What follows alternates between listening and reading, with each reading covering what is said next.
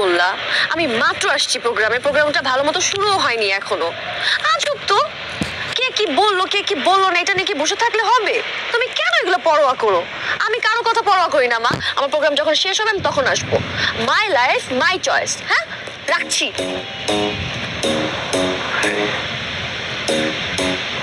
Any problem? আর problem?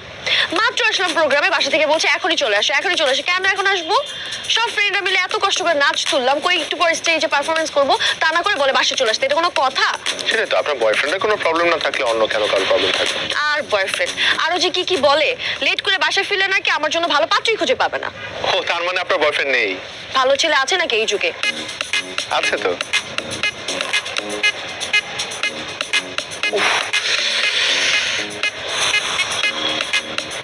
Any problem? একটু। তবে আপনার হিলটা অনেক শক্ত, একটু আগে পাড়া লেগে খুব খুব ব্যথা করছে। ও তখন কেন বলেননি?